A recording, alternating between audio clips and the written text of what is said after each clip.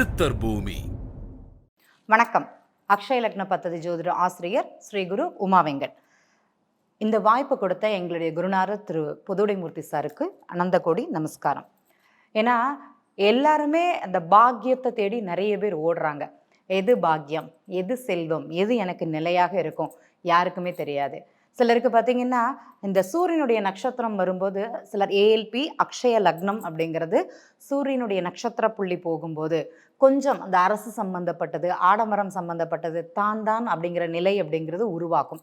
அதில் கொஞ்சம் அவங்களுக்கு அழுத்தம், போராட்டம் அப்படிங்கிறது இருக்கும். ஆனால் அதுலேருந்து அவங்க வெற்றி பெறுவாங்களான்னா கண்டிப்பாக பெறுவார்கள் அப்படிங்கிறது சொல்லலாம்.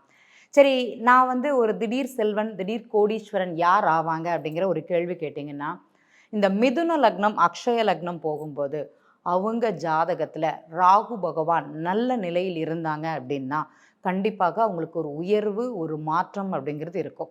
அந்த மிதுன லக்னத்திற்கு உதாரணமாக ராகு பகவான் மிதுன ராசியிலேயே இருந்தாங்கன்னா நல்லது. கும்பராசியில் இருந்தாருன்னா அதை விட சிறப்பு. அதே மாதிரி மேஷத்தில் ராகு இருந்தாருன்னா ரொம்ப சிறப்பு. ஓரொரு கவனம், அதாவது நம்ம செய்யக்கூடிய செயல்கள் அடுத்தவங்களுக்கு போய் சேர்ந்து அது பலன் அடிக்கக்கூடிய ஒரு காலம். நான் ஒன்று சொல்கிறேன்னா அதை கேட்கக்கூடிய தன்மையில் என்னுடைய நண்பர்கள் இருப்பாங்க. அவங்களுக்கு அது தேவைப்படும். அவங்க அதை பாக்கியமாக எடுத்து செயல்படுவாங்களன்னா செயல்படுவாங்க. இந்த கம்யூனிகேஷன் அப்படிங்கிறது அவங்களுக்கு சிறப்பாக இருக்குமானா சிறப்பாக இருக்கும். சில ஜாதகங்கள் அது மைனஸாக இருக்கும். எனக்கு மிதுன லக்னங்க, ராகு நல்லா இருக்கிறாரா இல்லையான்னு நீங்கள் தீர்மானிக்க கூடாது. உங்கள் ஜாதகத்தில் ராகு பகவான் எந்த இடத்துல இருக்கிறாரு, 12 பாவகங்களில் அவர் எந்த பாவகத்தில் அமர்ந்தால் சிறப்பு அப்படிங்கிறத தெரிஞ்சு ஒரு செயல் அப்படிங்கிறது செய்யணும். இதுக்காக நான் ஷேர் மார்க்கெட் போனேன் அதனால் எனக்கு சக்ஸஸானு கேட்கக்கூடாது. ஷேர் மார்க்கெட்டில் நிறைய தொலைச்சவங்க தான் இருப்பாங்க. 100 பேர் தொலைச்சவங்க இருப்பாங்க, 1% மட்டும்தான் அதில் சக்ஸஸ் ஆனவங்க அப்படிங்கிறது இருப்பாங்க. அந்த 1%ம் பார்த்திங்கன்னா நிறைய இழப்பிற்கு பின் தான் ஒரு லாபம் அப்படிங்கிறதே அவங்களுக்கு கிடைக்கும். ஃபுல்லாக சக்ஸஸ் அப்படிங்கிறது அதில் யாருக்குமே சொல்ல முடியாது. உழைப்பு அப்படிங்கிறத யார் எடுக்கிறாங்களோ அவங்களுக்கு லாபம் அப்படிங்கிறது இருக்கும். இந்த படிப்படியான முன்னேற்றம், படிப்படியான ஒரு உயர்வு நிலை யாருக்கு கொடுக்குதோ அவங்களுக்கு சக்ஸஸ் அப்படிங்கிறது சொல்லலாம். யாருக்கு அது கிடைக்கும்னு பார்த்தீங்கன்னா இந்த மிதுன லக்னம் போகும்போது இருக்கும். ஆனால் ஒரு திடீர் யோகத்தையோ, திடீர்னு இன்வெஸ்ட்மெண்ட் பண்ணுறதோ, அதிகமான லாபம் எடுக்கிறதோ அப்படிங்கிறது கூடாது.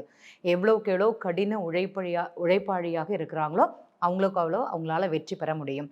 அதே மாதிரி இந்த கன்னியா லக்னம் செல்லும்போது இந்த சூரியனுடைய நட்சத்திரம் உத்திர நட்சத்திரம் போகும்போது அந்த 2, 3, 4 பாதங்கள் அவங்களுக்கு அரசு தொடர்புடையது, இல்லைனா கவர்மெண்ட் சம்மந்தப்பட்டது, ஏதோ ஒரு சர்வீஸோ ஏதோ ஒரு துணையாக அப்படிங்கிற ஒரு வாய்ப்பு கிடைக்கும்.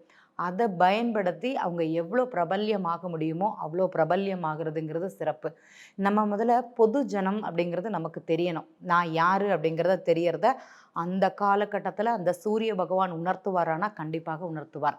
அடுத்தது இந்த சந்திரனுடைய நட்சத்திரம் எப்போ இந்த கன்னியா லக்னத்தில் சந்திரனுடைய நட்சத்திரம் போகும்போது நம்ம அதிக செலவு செய்யாமல், அதிக ஆடம்பரம் அப்படிங்கிறது இல்லாமல் எவ்வளோக்கு எவ்வளோ பயணம் பண்ணுறோமோ அவ்வளோக்கு எவ்வளோ லாபம் கிடைக்கும்.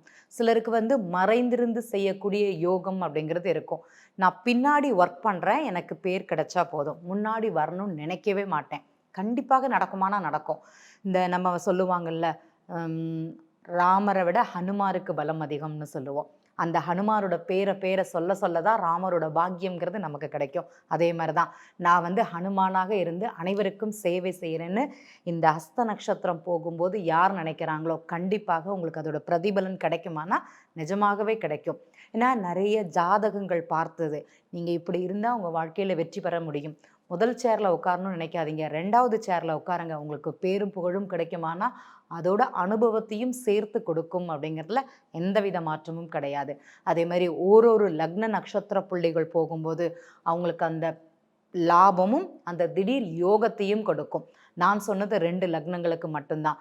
இன்னும் இருக்குதான்னா நிறைய லக்னங்கள் இருக்குல்ல, பார்க்கலாம் வாங்க. நன்றி. சித்தர் பூமி.